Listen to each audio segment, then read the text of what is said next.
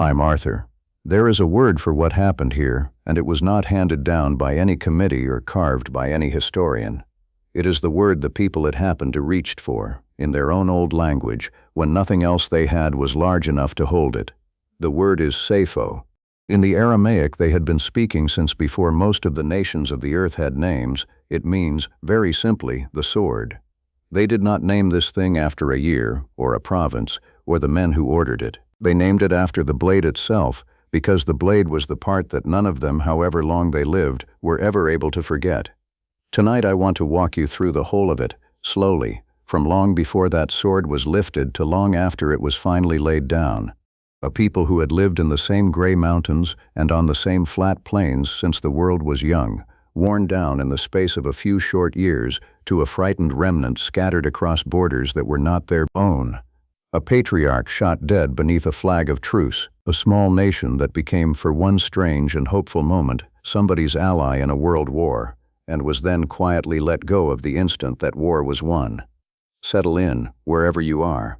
This is a long road, and a great deal of it has very likely never been told to you at all. To understand what was lost, you have to first understand that it was very, very old. The people we are talking about tonight call themselves, depending on the church and the village and the century, Assyrians, Syriacs, Chaldeans, Arameans. The names have been argued over for a long time, and I am not going to settle that argument here, because it is theirs to settle and not mine. What matters for this story is the thing underneath the names. They were among the oldest continuous Christian communities on the face of the earth, the heirs of churches that were founded in the first centuries after Christ, in the lands between the great rivers where some of the first cities humanity ever built had stood. They prayed in a form of Aramaic, the language that had been spoken across the ancient Near East for thousands of years, the language, as it happens, that Jesus himself is thought to have spoken. When these people sang in their churches, they were singing in something genuinely ancient, a thread of sound running unbroken back into a world almost impossibly far away. It is worth slowing down on just how deep that thread ran, because the depth is part of what makes the loss so staggering. These were not a people who had arrived somewhere recently.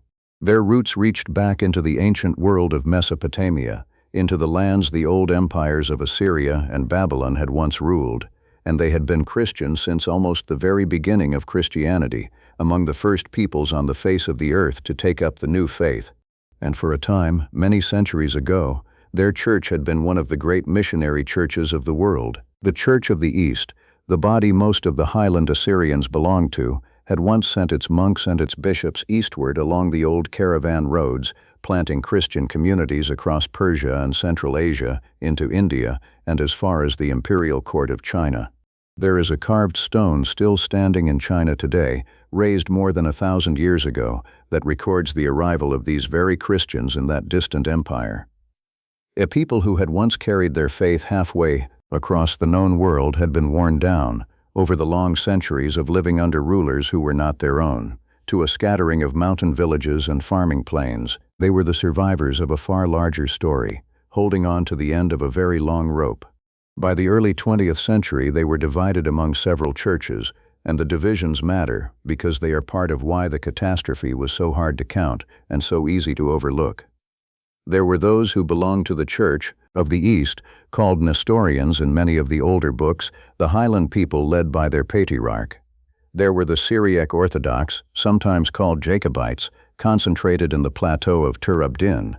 And there were the Chaldean Catholics, who centuries earlier had entered communion with the Roman Catholic Church, with their own bishops and their own centers of learning.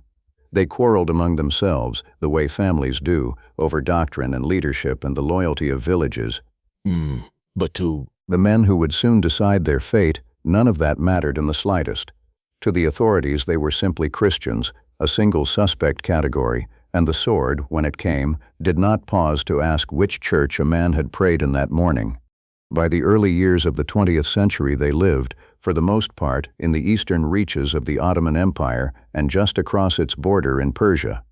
You would have found them in the rugged highlands of Hakkari, in what is now the far southeast of Turkey, a country of steep valleys and stone villages where mountain tribes lived hard and proud and largely governed themselves. You would have found them in a region called Tur Abdin, a limestone plateau dotted with ancient monasteries, some of them well over 1,000 years old, where Syriac Orthodox Christians farmed and kept their crafts. And you would have found them west and east of the border on the broad plain around the city of Urmia in northwestern Persia, in something like 200 villages spread across good farming country. They were not a nation in the way we use the word now. They had no state, no army of their own beyond their tribal fighters, no seat at any table where the fate of empires was decided. They were a people, a faith, a language, and a memory, living as a Christian minority inside Muslim empires, as they had for centuries, sometimes tolerated, sometimes taxed into the ground, and every so often, when the politics turned bad, hunted. And that, in the end, is a part of why you have probably never heard of what happened to them. There was no government to record it, no powerful friend to carry their story to the world's newspapers, no homeland left afterward to build a museum and teach the next generation what had been done. Their catastrophe happened in the same years, in the same empire, by the same hands, as a far more famous one, and it was swallowed up in its shadow. So they carried the memory the only way a stateless people can carry anything, in the word, Sayfo, the year of the sword, passed mouth to mouth, grandparent to grandchild, in the diaspora and the refugee camp in the village that was rebuilt and the village that never was, for more than 100 years. By the time the sword was finally still, by the most cited estimates, something between 250,000 of them were dead. Some counts run lower, around 150,000, some run far higher. Their own delegation, standing before the great powers after the war, put their losses at 250,000, which they said was roughly half of everyone they had been. We will come back to those numbers, and to why they are so hard to pin down, because the difficulty of counting is itself a part of the crime. For now, hold the shape of it. A people perhaps 500,000 strong, and within a few years, by their own reckoning, half of them gone. That is where this road ends. Let me take you to where it begins. If you want to feel why these communities survived as long as they did, and why, in the end, they were so terribly exposed, you have to start in the mountains. The Assyrian tribes of Hakkari lived in some of the most difficult country in the whole of the Middle East. Their valleys were narrow and steep, cut off by snow for months at a time, reachable only by tracks that a stranger could not have found and an army could not easily march. For centuries that isolation had been their armor.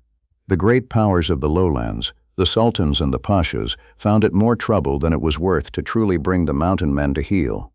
And so the tribes, with names like Tyari and Tuma and Baz and Jilu, lived in a rough kind of freedom, farming their thin soil, herding their flocks, feuding and trading with the Kurdish tribes who shared the same hard mountains, and answering, in the things that mattered most, to no outside ruler at all. At the center of their world stood a single remarkable institution. The Church of the East, the church these highland Assyrians belonged to, was led by a patriarch who carried the title Mar Shiman. And here is the part that surprises people. The office was hereditary. It passed down, generation after generation, within a single family, from uncle to nephew, so that for hundreds of years the spiritual leader of these mountain Christians had come from the same bloodline. The Mar Shiman was not only a churchman. In the mountains, where the Ottoman state barely reached, he was something close to a king, the one figure who could speak for the tribes as a whole, settle their disputes, and represent them to the wider world. When you understand that one family held both the soul and much of the politics of an entire people, you begin to understand how much could be lost in a single afternoon with a single act of treachery. But that is getting ahead of the story. The way that hereditary office worked is itself a small wonder of human improvisation. Because the patriarch was a celibate churchman who could have no children of his own, the title passed not from father to son but along the family, most often from an uncle to a nephew, with the boy who was destined to inherit it sometimes marked out and raised for the role from early childhood, kept to a careful diet and a sheltered upbringing so that he would be deemed fit, in body and soul, for the burden. It meant that the leadership of the whole people was concentrated, generation after generation, in a single extended household perched in a remote mountain village called Kochanis. In that household were raised not only the patriarchs themselves, but the formidable women of the line, sisters and aunts who were educated, capable, and accustomed to the exercise of real influence.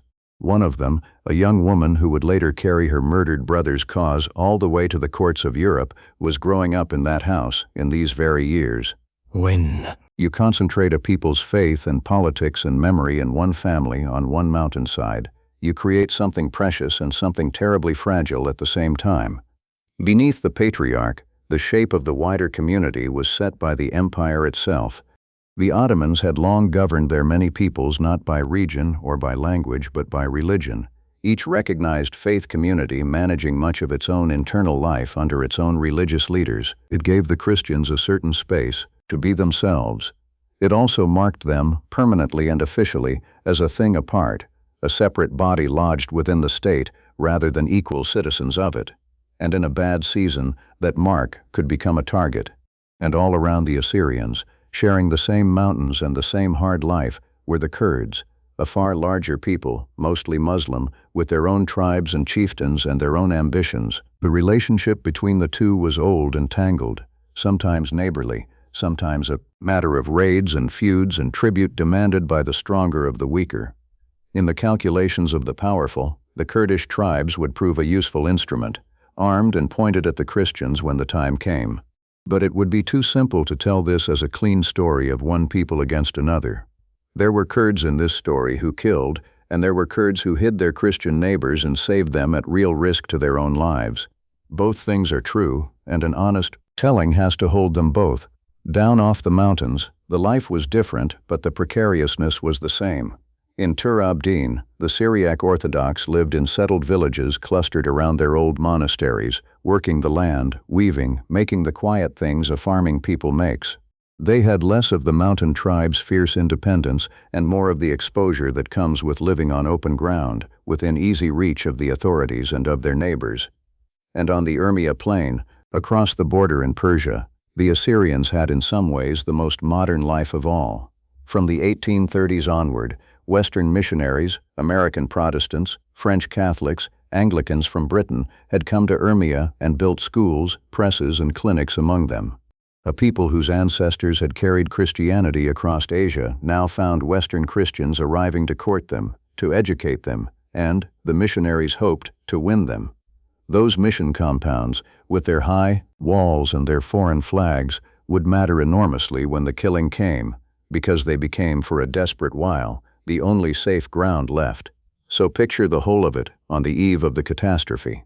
A scattered ancient people, in the mountains and on the plains, split across the border of two empires, divided among several churches that did not always get along, with no state and no army but their tribes, and no protector but a hereditary patriarch and a handful of foreign missionaries. They had endured for a very long time precisely because they were remote and stubborn and useful enough to leave alone. The thing that was coming would take all three of those defenses away at once.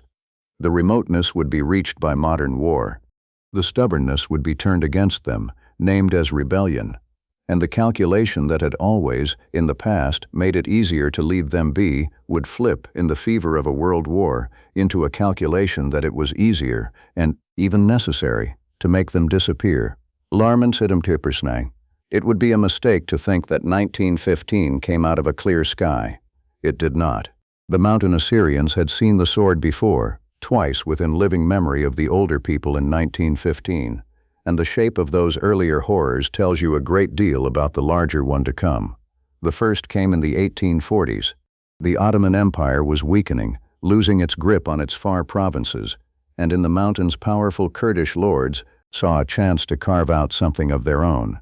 The most formidable of them was a man named Bedr Khan, the emir of a region called Botan, an ambitious and capable ruler who dreamed of a Kurdish principality independent of the Sultan. The Assyrian tribes of Hakkari sat in the middle of his ambitions, a Christian people who paid him no tribute and bowed to no one. In 1843, and again in 1846, Bedr Khan and his allies fell upon them. What happened in those two campaigns was, by the standards of any age, a massacre. The mountain villages were stormed. Contemporary observers, including American missionaries who were in the region and left written accounts, estimated that between 10,000 and 15,000 Assyrians were killed across the two assaults, with one missionary putting the dead in a single district alone at around 7,000. Whole communities that had clung to those valleys for 1,000 years were gutted in a season. The pattern that emerged is one you should hold in your mind, because it will repeat almost exactly 70 years later. A central authority, weak or distracted or quietly approving, irregular fighters, drawn from the tribes, doing the actual killing. A Christian mountain people, lightly armed and politically friendless, treated as fair game. Bedr Khan was eventually put down by the Ottomans, who could not in the end tolerate so independent a vassal. But the lesson of the 1840s was written in blood. These people could be slaughtered in large numbers, and the world would barely turn its head. What is striking, looking back, is that the world was not entirely ignorant of it. Western missionaries were already living among these communities by the 1840s, and it was their letters and their reports, carried slowly back to Britain and the United States, that recorded the killing and put numbers to the dead. There was a flurry of concern in the foreign press. There were strongly worded dispatches between governments. And then there was nothing. No power was willing to actually act on behalf of an obscure Christian people in mountains that none of the great capitals could have found on a map. It set a pattern that would hold with grim consistency for the next 80 years. The suffering of the Assyrians would be witnessed, recorded, and even reported. It would simply never be enough to move anyone who had the power to stop it. They were always too few, too remote, and too poor in the one thing that buys a great power's attention, which is strategic usefulness. The second rehearsal came at the very end of the century, and it was bigger, and it reached far beyond the Assyrians. In the 1890s, the Ottoman Sultan Abdul Hamid II, facing unrest among his Christian subjects and a growing sense that the empire's Christians were a threat to be managed, presided over a wave of massacres across the eastern provinces. They are remembered today mostly as the Hamidian massacres, and their main victims were Armenians, of whom, by most estimates, well over 100,000 and perhaps a great many more were killed across the middle years of the 1890s. But the Assyrians were caught in the same net, in the same provinces, by the same mixture of soldiers and armed irregulars. In and around towns like Diyarbekir and Urfa, their villages were burned, their men killed, their survivors pressured to convert to save their lives. It was in a sense the empire learning a technique. It discovered that its Christian populations could be terrorized and thinned out on a vast scale, that the great powers of Europe would issue stern notes and then do precisely nothing, and that the machinery of massacre, once built, could be put away and taken out again as needed. And there is one more thing those 1890s taught, the most dangerous lesson of all, which is that it could be done in full view of the world. The Hamidian massacres were not secret. They were reported in the newspapers of London and New York. Diplomats wrote about them at length. Public opinion in the West was genuinely stirred for a season. The great powers issued protests and demanded reforms, and the Ottoman government made its promises, and then the attention drifted on to the next crisis, and nothing at all changed for the dead or for the living who had survived them. A government that has watched itself kill on that scale and suffer no consequence beyond a few stern letters has learned something it does not unlearn. It has learned that the line it was always told it must never cross is, in truth, only painted on the ground. You can step over it, the neighbors will frown, and then they will look away. By the time the men who would run the empire in the World War came to make their own, far more total decision about its Christians, that lesson had been thoroughly absorbed. They did not expect to be punished, because the last men to do this had not been. And in that expectation, for a very long time, they would turn out to be entirely correct. So, when the people of these mountains and plains looked back from the edge of 1915, they were not innocent of what their world could do to them. They had buried the dead of the 1840s and the 1890s. They knew, in their bones, that being old and Christian and unprotected in this part of the world was a dangerous thing to be. What none of them could have guessed was that the next time the sword was raised, it would not be a lord's ambition or a sultan's fury that drove it, flaring up and dying down. It would be something colder and more modern. It would be a policy, conceived at the very top of a government, carried out with the tools of a 20th-century state, and aimed not at punishing a people but at ending them. To understand that, we have to leave the mountains for a moment and go to the capital, where a new kind of men had taken hold of a dying empire.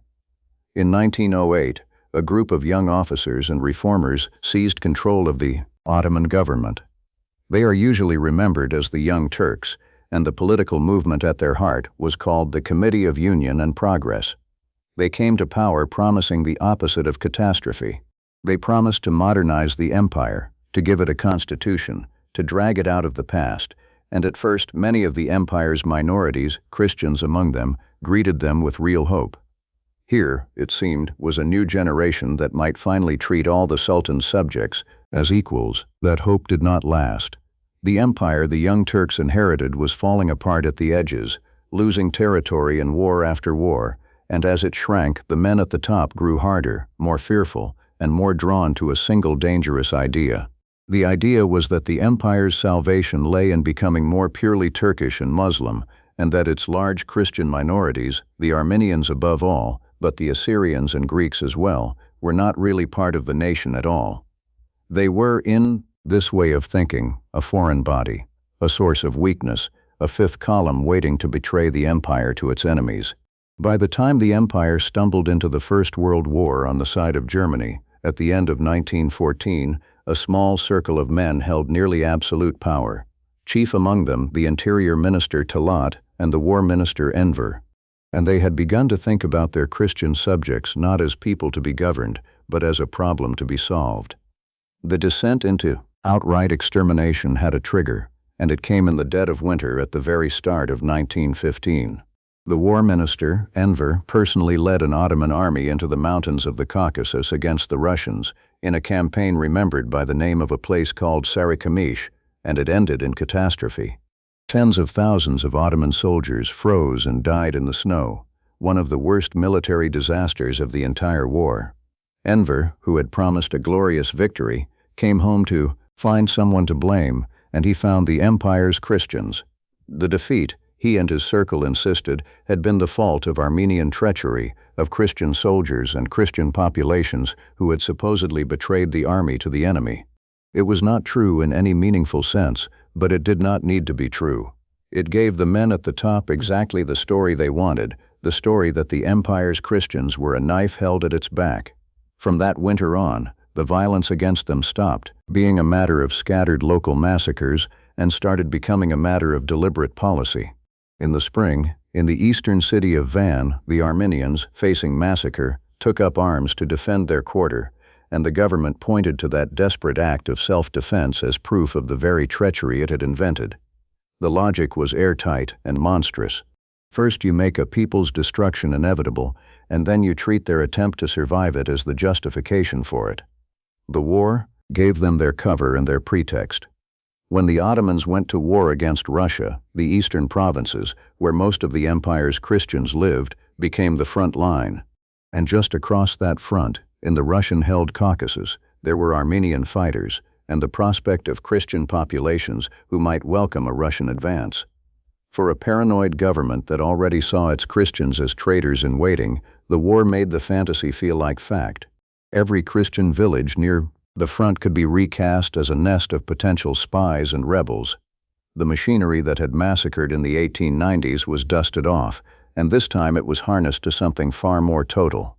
In the spring of 1915, the order went out to deport and destroy the empire's Armenians, and what followed is the most documented genocide of its era. The Assyrians, smaller and more scattered, were folded into the same campaign, in the same months, by the same hands. For the Huntemleaf Assyrians of Hakkari, the war arrived as raids.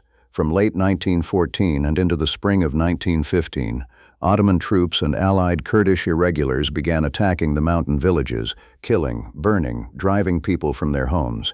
Tens of thousands of unarmed mountain Assyrians were killed in these early assaults before any of them had lifted a weapon against the state. The pattern of those attacks tells you they were not random violence but the opening moves of a campaign.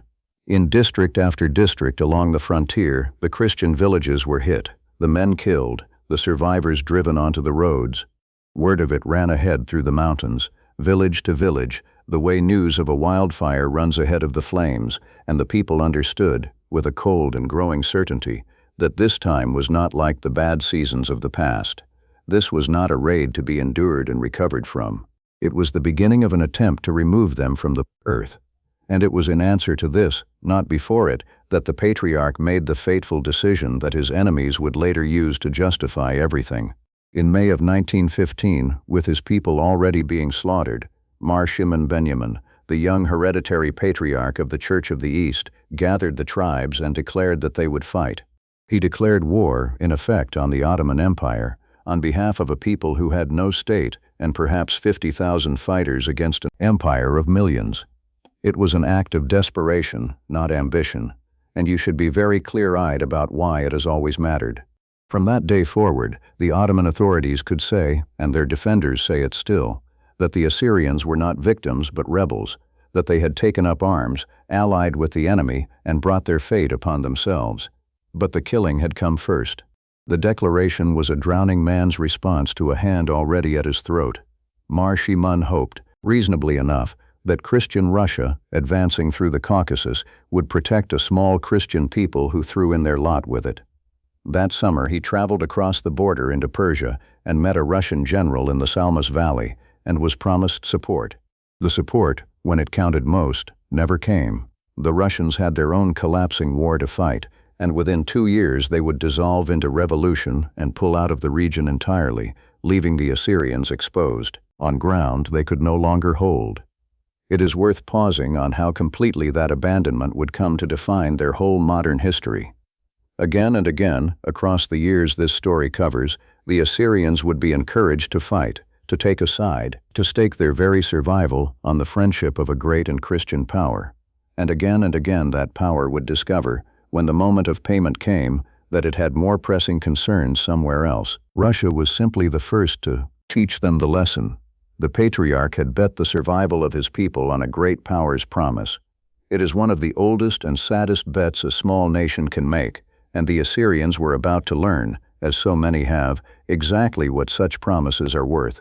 While the mountains burned, something more methodical was unfolding to the west, in the lowland provinces, and it shows you the genocide at its most deliberate. To see it, you have to look at a single province, Diyarbekir, and at a single man. In March of 1915, the central government appointed a new governor to Diyarbekir province, a man named Mehmed Reshid. He was, by training, a physician, and by conviction a hard nationalist and a founding figure of the Committee of Union and Progress. He was chosen, by most accounts, precisely because he could be relied upon to do the terrible thing the moment called for. He arrived with a corps of men from the so-called Special Organization, the shadowy paramilitary arm the government used for its dirtiest work, and he set about, in his own province, organizing the destruction of its Christians. What makes Diyarbekir so important to understand is that it was not only Armenians who died there. The province was home to a large Syriac Christian population, Syriac Orthodox in the countryside around the town of Midat and Turabdin, and various other Christian communities in the city and the towns. And Reshid did not draw fine distinctions. He launched a campaign against all of them. Christian men were arrested, taken away in groups, and killed outside the towns. Convoys of the deported were sent off under guard and set upon along the way.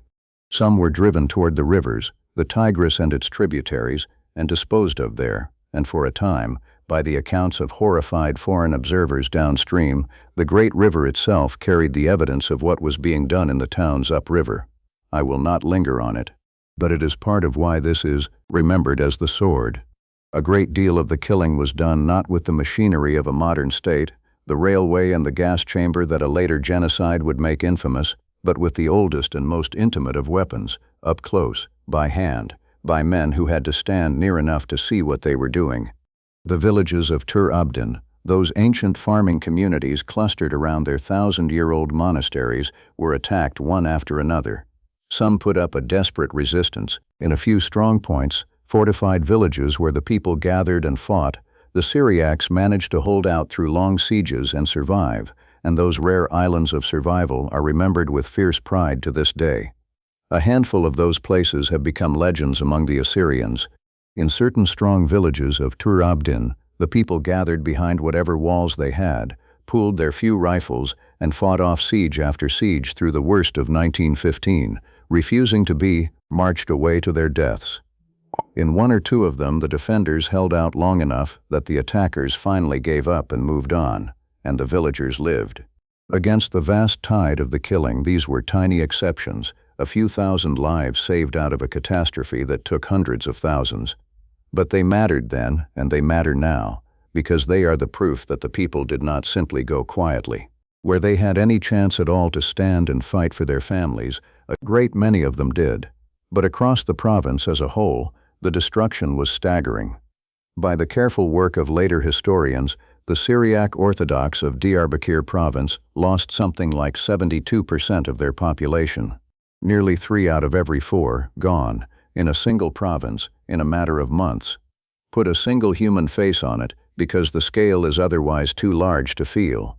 In the town of Sert, there lived a man named Adai Sher, the Chaldean Catholic Archbishop of the place, and he was no ordinary provincial cleric. He was one of the great scholars of his people, a man who had spent his life hunting down and cataloging the ancient Syriac manuscripts scattered through the monasteries and churches of the region, rescuing a written heritage more than 1,000 years old from being lost. When the killing reached Sirte in June of 1915, the archbishop first tried to save his people, by some accounts even paying a fortune in gold to the authorities to buy his congregation time to flee. Kurdish friends hid him and tried to smuggle him out disguised as one of their own. He was found anyway. He was offered his life if he would convert to Islam. He refused, and he was killed. With him died not only a bishop but a scholar, and a great deal of the irreplaceable knowledge he carried in his head and had not yet had the time to write down. Now multiply that one death by the bishops, the priests, the teachers, the keepers of the old books across a whole region, and you begin to see the second thing the genocide destroyed alongside the bodies. It destroyed the people who held the culture, the ones who remembered how things were done and what the old words meant. A people can lose a generation and recover. To lose the keepers of its memory is a wound of a different and deeper kind. And here I want to be careful, in the way the subject demands, because this is the chapter where the title of tonight's story stops being a phrase and becomes a fact. When survivors and historians speak of a fate worse than death, they are pointing at something specific, and it has to be named soberly and then handled with respect. Massacre was not the only instrument. Across these provinces, in the chaos of the deportations, large numbers of women and children were not killed but taken. They were seized, absorbed by force into other households and other communities, converted, renamed, and made to vanish into a new life that erased the old one entirely. A child taken in this way might live a long life and never again be allowed to be what it had been born. For a people whose whole identity was bound up in an ancient faith and an ancient tongue, this was a particular kind of annihilation, the quiet disappearance of the living, and it is why so many survivors felt that those who were taken had suffered something even the dead were spared. I am not going to dwell on the details of it, out of respect for real people and real families, many of whose descendants are alive today and still searching. But you should understand that it happened, on a large scale, and that it was not an accident of war. It was a method. A people can be ended not only by killing its members, but by stealing its future and raising it as something else. That, too, is what the sword meant. Rishid himself, the governor who set so much of this in motion, did not in the end escape every reckoning. After the war, with the empire defeated and occupied, he was arrested for his crimes. He escaped from prison, and when he was cornered not long after, in early 1919, he took his own life. It was a private ending for a man responsible for the deaths of well over 100,000 people, and it changed nothing for the dead. But it is worth noting, because it tells you that even some within the wreckage of the empire understood, at the time, that what had been done in places like Diyarbekir was a crime, and not a regrettable necessity of war. Now we go back to the mountains, where the oldest and proudest of these communities was making its last stand on the ground it had held for 1,000 years. Through 1915, as the killing spread and the patriarch's gamble on Russia hung in the balance, the Assyrian tribes of Hakkari did something their ancestors had done many times before. They fought. These were hard mountain men, skilled with their weapons and intimate with every track and ridge of their country. And for a time they made the Ottoman forces and their Kurdish allies pay dearly for every valley. But this was not the 1840s. The enemy now had modern rifles, artillery, and the organized weight of a state at war, and the tribes were running out of the two things they needed most, which were ammunition and food. They fought a mountain war, the only kind they knew, ambushing columns in the narrow places, falling back from ridge to ridge, trading their intimate knowledge of the ground for the time their families needed. For a while it worked, but a people of perhaps 50,000 fighters, cut off from any reliable source of cartridges, cannot fight a modern empire forever, and they knew it. Every battle that spent their ammunition was a battle they could not afford to win twice. Slowly, valley by valley, the mountains that had sheltered them for a millennium were becoming a trap. So the tribes made a wrenching decision. Rather than be ground down, one isolated village at a time, they would gather, abandon the highlands, and break out together across the border into Persia, toward Urmia, where there were fellow Assyrians and the hope of Russian protection. Early on, they sent their women and children to gather in the upper valleys for safety, while the fighting men held the passes, and when the moment came, a fighting force led by the patriarch's own brother, a capable commander, fought to break the ring the Ottoman army had drawn around them. They succeeded, just barely. The tribes punched through the encirclement and poured down out of the mountains and across the frontier, a whole people on the move, fighters and old men and mothers carrying infants, driving what animals they could, leaving behind the villages and the churches and the graves of 1,000 years. Among the things they left behind was Kochanis itself, the remote village that had been the seat of their patriarchs, the very heart of the mountain church, abandoned to the enemy along with everything else. Think for a moment about what it costs a people to walk away from the one place that is the center of its entire world, knowing it will be looted and desecrated, and that they will almost certainly never set foot in it again. They did it because the only alternative was to die in those valleys one family at a time. The breakout itself was a brutal piece of soldiering. The fighting men, led by the patriarch's own brother, a commander of real ability, had to hold open a corridor through an encircling army long enough for the slow, vulnerable mass of their families to pour through it, and then fight a rearguard the whole way down to keep the pursuers off the column's back. They managed it, but the cost was high, and the country they crossed into was no promised land. It was a foreign plain already crowded with frightened people, and already being fought over by the armies of the war. Try to sit with the size of what that was. This was not a defeat in a battle. It was the end of a homeland. The Assyrians of Hakkari were not refugees from a foreign invasion of someone else's land. They were being driven out of the only country they had ever had, the high valleys that were the heart of their world, the places named in their oldest stories, and they would never get them back. The mountains of Hakkari, after 1915, were emptied of the people who had defined them, and they have stayed empty of them ever since. When you hear, in our own time, of Assyrians scattered across the cities of the world, in Chicago and Sydney and Stockholm and Sao Paulo, this is one of the roads that scattering began on, a fighting retreat through the snow, out of mountains they were never going to see again. We do not have clean numbers for how many of the mountain people set out and how many came through. What the records suggest is that the descent itself fought every step against pursuing irregulars, in the cold, with the old and the very young strung out along mountain tracks, killed a great many before they ever reached the plain. The tribes that arrived in Persia were smaller than the tribes that had left the mountains, and they arrived not as a triumphant army that had broken out, which in the narrow military sense they were, but as a destitute and grieving people who had lost their homeland, a great part of their fighters, and almost everyone too weak to keep up. They had won the breakout and lost nearly everything else, and it is worth saying plainly what was lost in that bargain, beyond the lives themselves. The Hakkari highlands had not been merely the place these people lived. They had been the very thing that kept this branch of them a coherent, self-governing, armed community for 1,000 years, the fortress that had let them survive when their lowland cousins were crushed. Once they were down off the mountains and out on an open foreign plain, that protection was gone for good. They were now just another mass of refugees, and refugees, however brave, are always at the mercy of whoever holds the ground around them. The men who had set out to destroy them could not have asked for more. The hardest people in the whole region to kill had been turned, in the space of a single winter, into some of the easiest. The breakout saved many lives in the short run. It also did something the genocide's planners could only have welcomed. It uprooted the most stubborn, most independent, most defensible branch of the entire people and turned them, overnight, into homeless refugees on a foreign plain, dependent for their survival on the kindness of others and the promises of a faraway empire. They had escaped the closing ring in the mountains.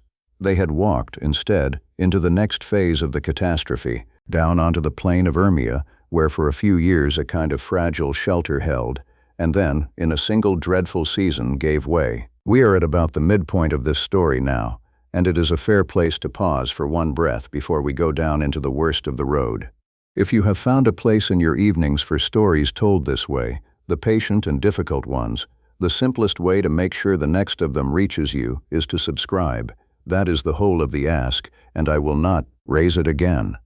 Now, back to the plain of Urmia and to the refuge that turned, in the end, into a trap of its own. The plain around Urmia, in northwestern Persia, should have been a place of safety.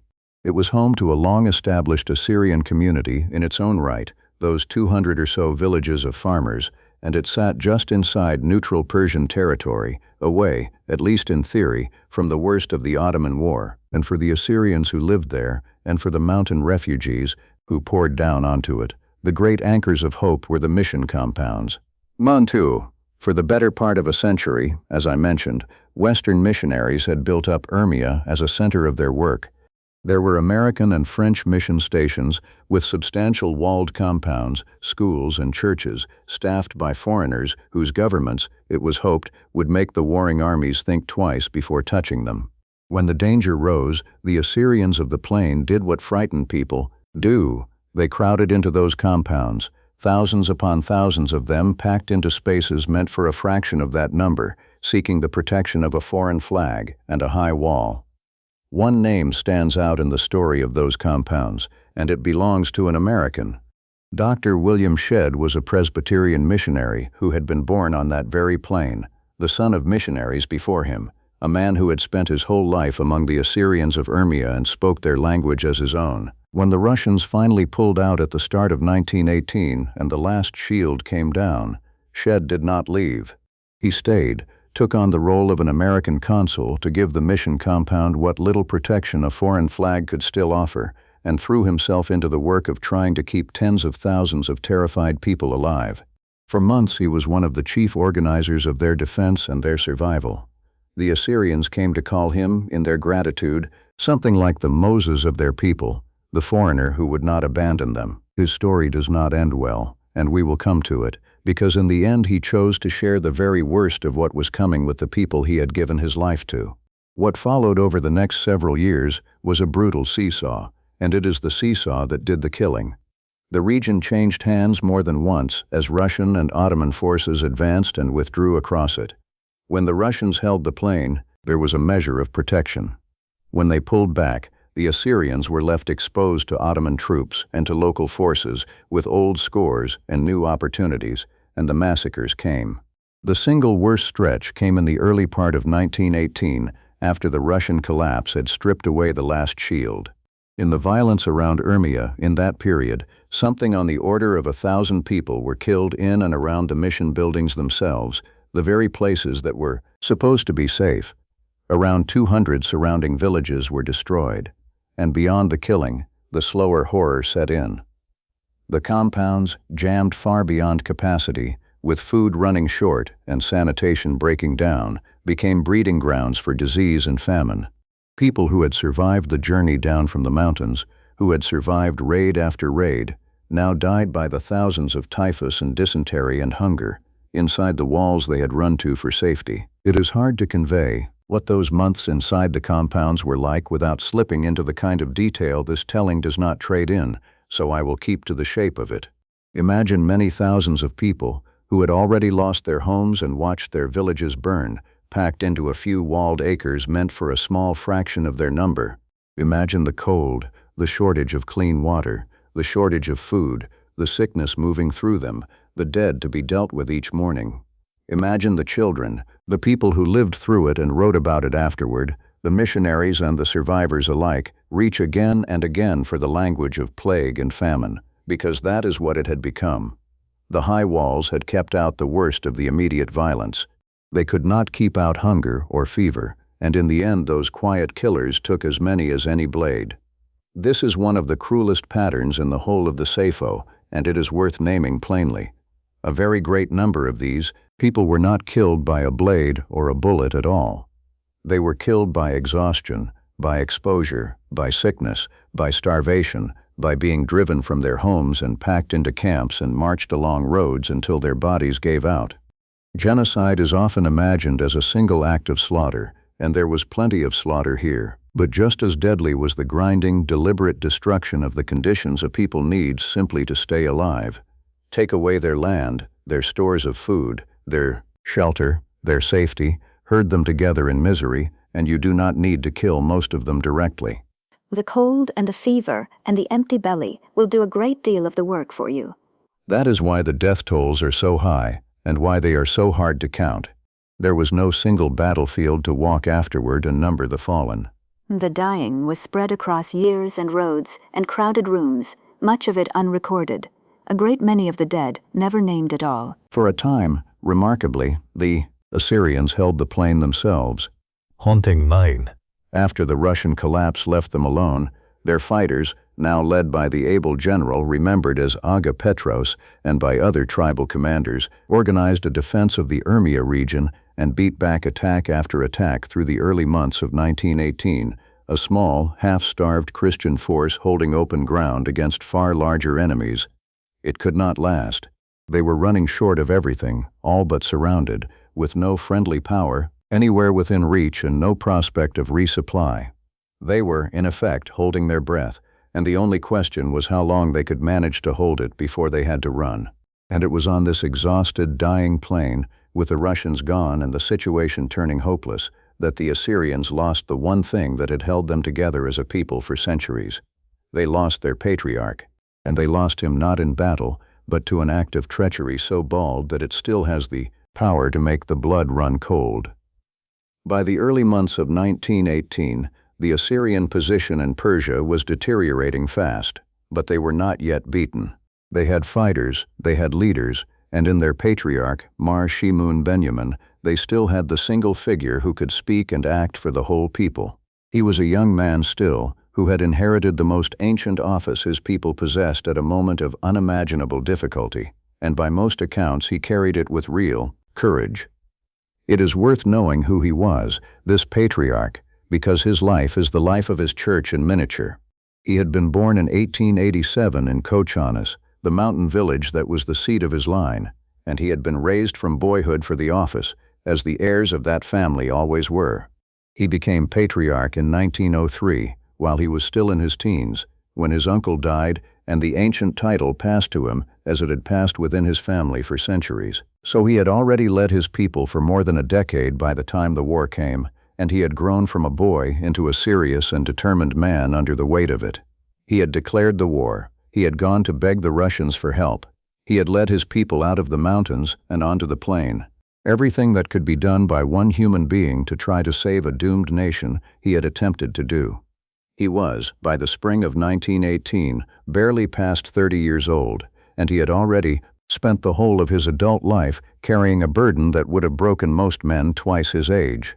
He understood that his scattered, shrinking nation could not survive on its own, and he spent those desperate months trying to forge alliances with anyone who might help, including the various Kurdish and local powers in the region whose interests sometimes ran alongside his own. One of those powers was a Kurdish chieftain named Simko Shikak, the leader of a large and warlike tribe in the area, a cunning and ambitious man who had carved out a sphere of power for himself in the chaos of the collapsing frontier. In March of 1918, Mar Shimun agreed to meet him to discuss an alliance. The meeting took place near Salmas, in the area the Assyrians had fled to, and it was conducted, as such meetings were, under a flag of truce, the oldest and most basic guarantee of safety there is. To meet under a truce flag is to say, for this moment, between us, there will be no violence. It is a rule that even bitter enemies have honored across the whole long history of war, because without it, no negotiation of any kind is possible. Simko Shikak did not honor it. As the patriarch and his men were leaving the meeting, they were fired upon. Mar Shimun Benjamin, the hereditary patriarch of the Church of the East, the heir of an office that had passed down within one family for centuries, was shot dead, and with him a large number of his bodyguards, by the most cited accounts, something like 150 men, who was killed by treachery, under a flag he had every right to trust, and the reasons behind it have been debated ever since. Some accounts suggest Simcoe acted at the prompting of Persian officials who feared a strong, organized Assyrian presence on their soil. Whatever lay behind it, the effect was devastating and immediate. In a single afternoon, the Assyrian nation was decapitated. The one man who could hold the tribes together, who could speak for them to the outside world, who embodied in his very person the unity of an ancient and threatened people, was gone, murdered in the dirt. There is something about a killing under a flag of truce that lands differently than a death in battle, and it is worth being honest about why. The patriarch had not been ambushed in a fight or cut down storming a position. He had come, in good faith, to talk, under the one guarantee that even enemies are supposed to honor, and that guarantee had been used as the bait to draw him into the open. For the Assyrians it was not only a catastrophe, but a particular kind of wound, the dawning sense that there was no rule left that would protect them, no flag they could trust, no convention of basic decency that still applied to people as friendless as they had become. If even a truce flag meant nothing, then they truly were outside the protection of every law, human and otherwise. That feeling, that they were a people whom no agreement and no promise would ever quite be made to cover, would be confirmed for them again and again in the years that followed, at conference tables far grander than a meeting ground near Salmus. And there was a colder, more practical consequence as well. The murder did not only break the people's heart, it broke their hand. At the precise moment when a small and threatened nation most needed a single recognized leader, someone the outside world could sit across a table from, someone who could hold the tribes to a common course and speak for all of them at once, that leader was taken from them. What remained was brave and capable in the field, the generals and the tribal chiefs who fought on, but none of them carried the singular authority the patriarch had embodied.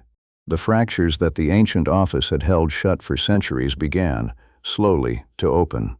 When the time came to plead the Assyrian case before the powers of the world, there would be rival voices and no single throne behind them, and that disunity, born in part on a killing ground near Salmus, would cost them more than they could yet imagine. The Assyrians did not take it quietly.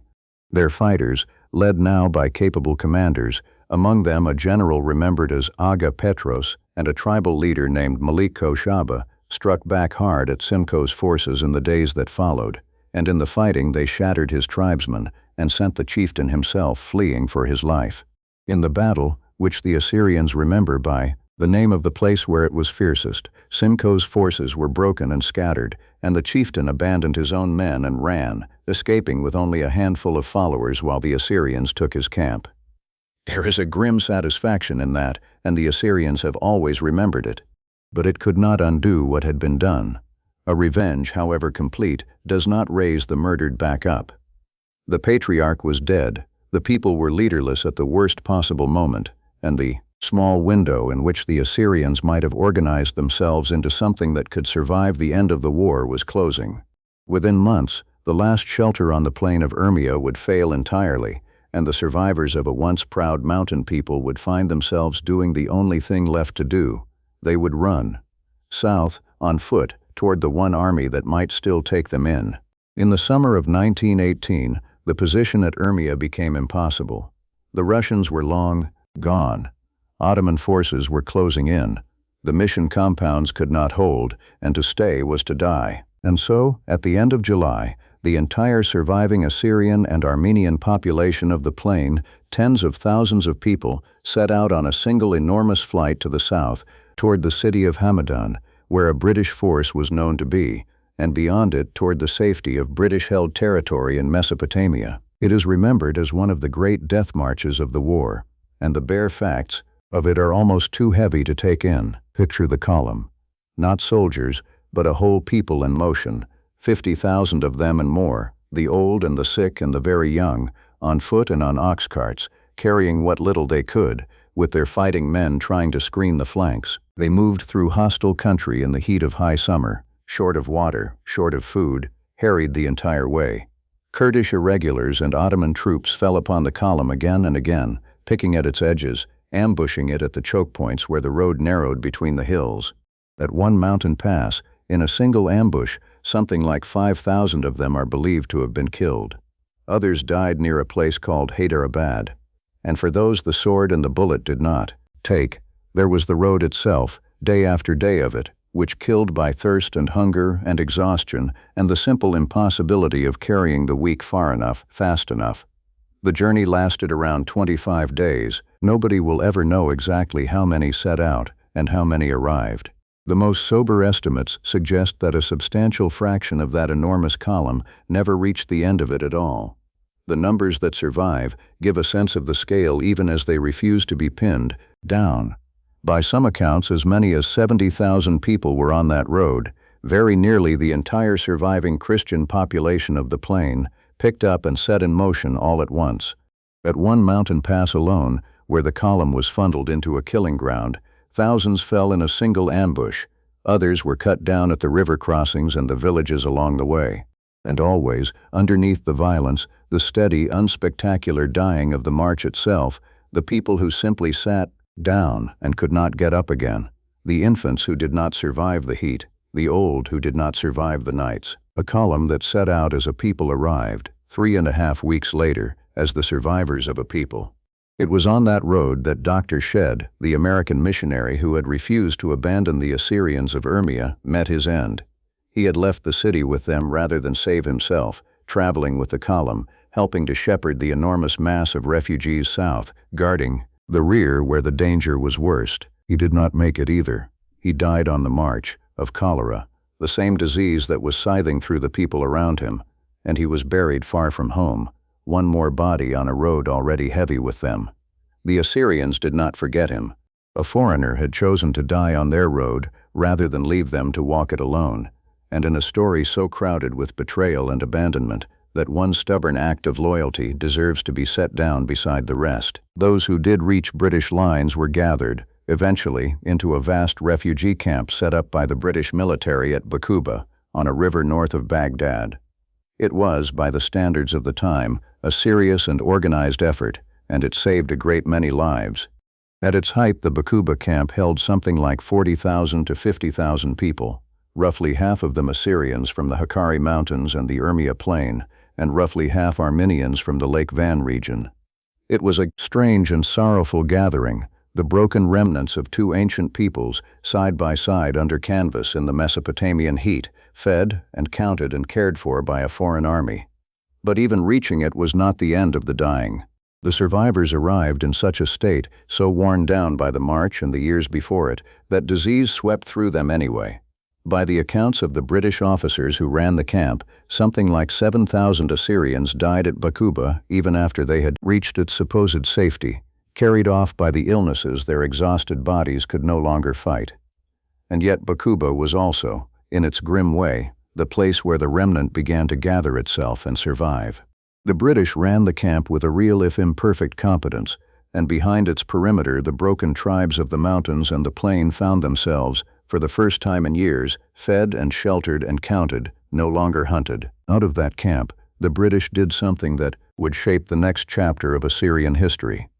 They recruited the surviving fighting men into armed units in their own service, levies who would soldier for the British in the new country of Iraq that was being assembled out of the conquered Ottoman provinces.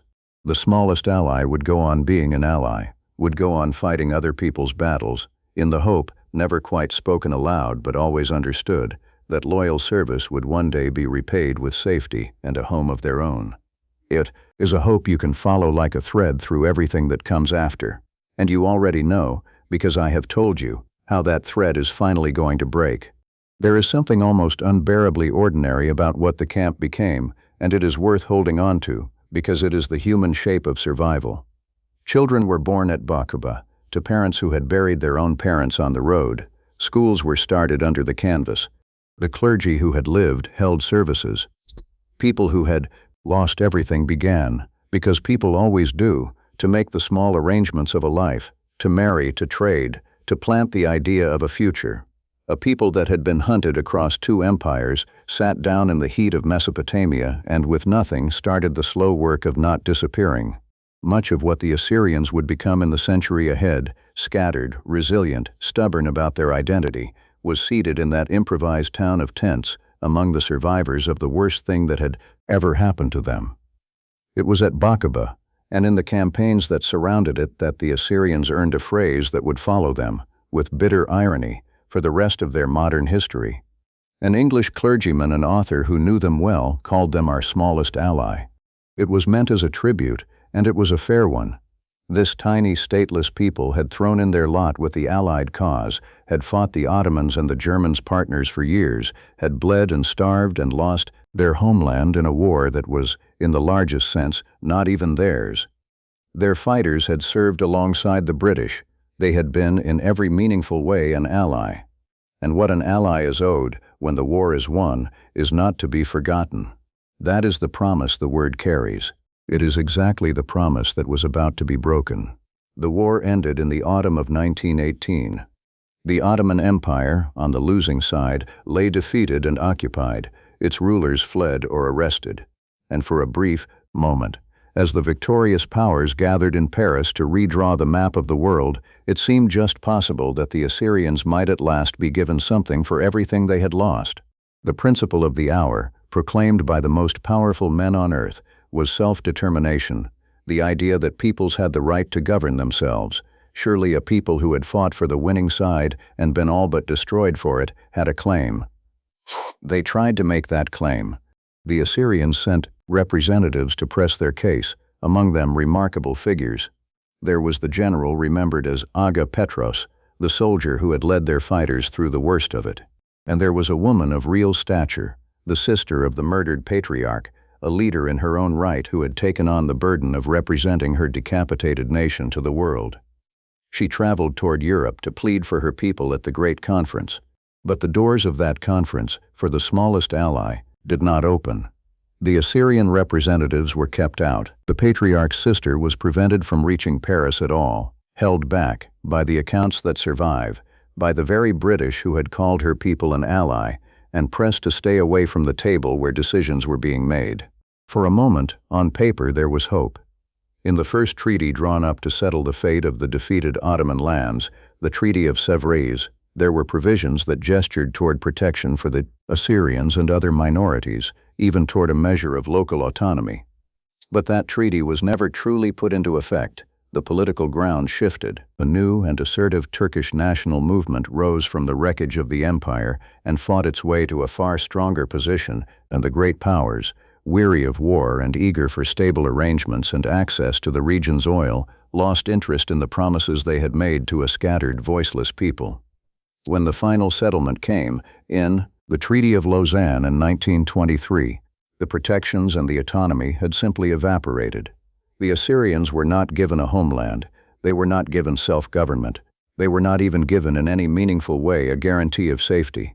They were left as what they had been before, only far fewer and far weaker, a stateless Christian minority scattered now across the new borders of Turkey, Iraq, Iran, and Syria, borders drawn by other hands in which they were strangers and dependents. It is worth understanding why the promises evaporated, because it was not simple cruelty, it was interest. When the war ended, the victorious powers cared a great deal about one thing in this part of the world, and it was not the safety of an ancient Christian people, it was oil.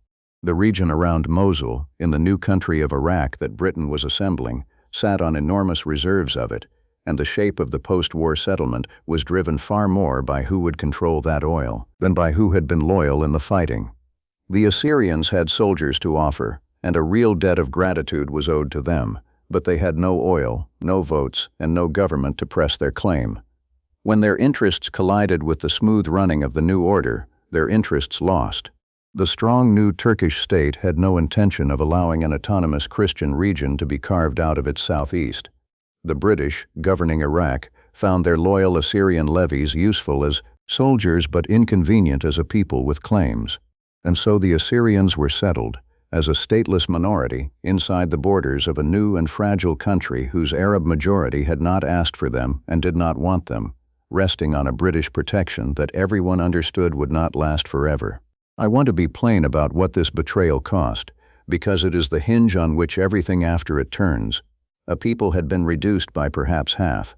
The survivors had been driven from an ancient homeland they would never recover. Their leadership had been murdered, and at the one moment when the world had both the power and the stated principle to give them a place to be safe, the world chose, for reasons of convenience and oil and exhaustion, to do nothing.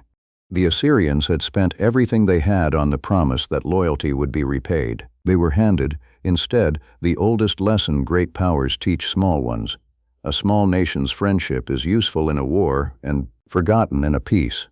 They went into the 1920s not as a people made safe at last, but as a people set up, by their very statelessness and their very vulnerability, for the next blow. For the survivors themselves, the 1920s were a decade of trying to build something out of wreckage. They had been scattered to the winds. Families had been torn apart, their members killed or lost or taken, and many spent years searching for relatives across the camps and the new borders. They settled where they were allowed to, in villages in northern Iraq, in the towns, in a growing diaspora that was already reaching toward Europe and the Americas. They rebuilt their churches and their schools as best they could. They buried the dead they could account for and carried the memory of the ones they could not. And all the while they lived as guests in someone else's country, their whole position resting on the goodwill of a British administration that everyone knew would eventually pack up and go home. When it did, the protection would go with it, and the Assyrians would be left face to face with a state that had every reason to see them as a foreign, favored, and troublesome remnant. The arithmetic of that was not hard to do, and the more clear-eyed among them did it, and were afraid. And in that new country called Iraq, the blow they feared was not far off. There is a coda to this story, and it matters, because it shows you that the sword did not finally fall in 1918, and because it carries, buried inside it, one small and unexpected gift to the rest of the world. In 1933, in the young kingdom of Iraq, where many of the surviving Assyrians had been resettled, the old fear and the old hatred flared again.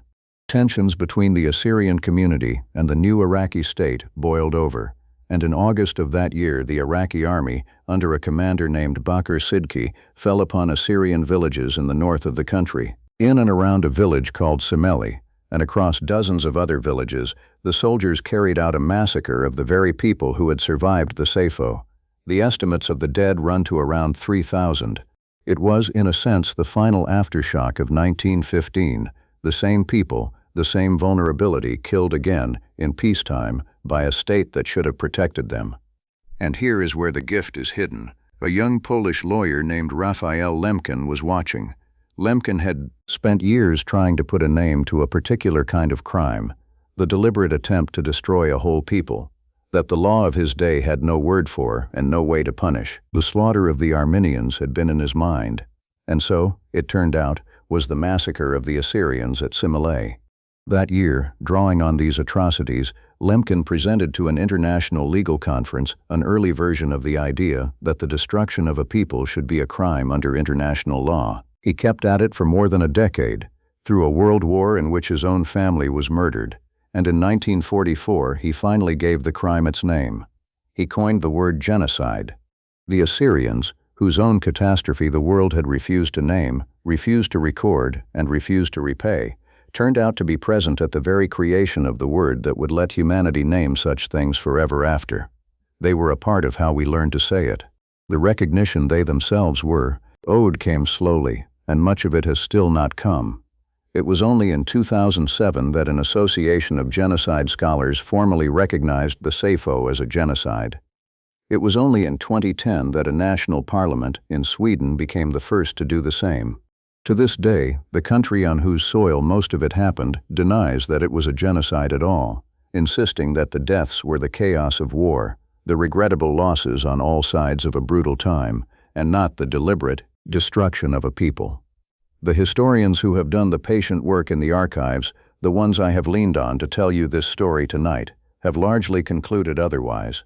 But recognition, real recognition, the kind that is taught in schools and admitted by governments, has been slow and partial and bitterly fought, and for the Assyrians it has come even more slowly than for the Armenians who died beside them. A small, stateless people makes a quiet claimant. There is no powerful government to press their case year after year, no large nation for whom remembering them is a matter of pride or politics. There is only the people themselves and the handful of scholars and friends who have taken up their cause.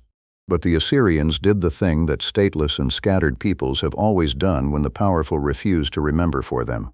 They remembered for themselves, in their churches, in their homes, in the diaspora that the death marches and the betrayals scattered across the whole world. They kept the word alive, generation after generation.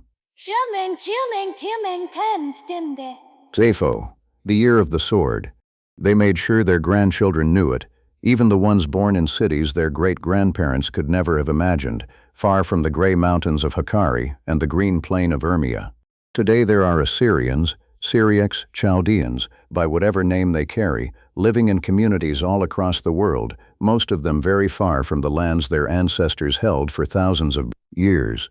There are large communities in the United States, in Sweden, in Australia, in Germany, and still, for now, in the cities of the Middle East that have not finished losing them. They have kept their churches, and against very long odds, they have kept their language, that ancient form of Aramaic, alive on the tongues of children born in places their great-grandparents could not have pictured in their wildest dreams. They are still here. That is not a small thing to be able to say about a people that a powerful empire set out, within living memory, to erase entirely. The erasure did terrible and irreversible damage. It took perhaps half of them, and all of their homeland, and a great part of the leadership and learning that had carried them through the centuries. But in the one thing it most wanted, it failed. It wanted them not to exist, and they exist. They remember, and every year, on the days set aside for it, they say the word together, in their churches and their gathering halls, so that the generation coming up behind them will carry it too. So if there is one thing I would ask you to carry out of tonight, it is not a number, though the numbers are staggering. It is the word, Sayfo. Because a people who were denied a country, denied a reckoning, and very nearly denied a future, were never denied this. The memory survived the men who tried to end it. And in the comments below, I would be grateful if you would do one small thing with it. Write the word down where others will see it. And if your own family carries any memory of these years, from any side of any border, from any of the peoples caught in that long catastrophe, leave it there too. Let this be a place where the names that the great settlements left out get said out loud, even now, even here. I am genuinely grateful that you gave this long evening to a people that so much of the world quietly agreed to forget. That choice, a stranger somewhere deciding to remember, is very close to the only monument they were ever actually given. There are other peoples the large histories skipped over in just the same way, and in time we will sit with them too. But for tonight, this is where I will leave the Assyrians and where I will leave you. Thank you for walking the whole of the road with me. I'm Arthur, and I will be here when you are ready for the next one.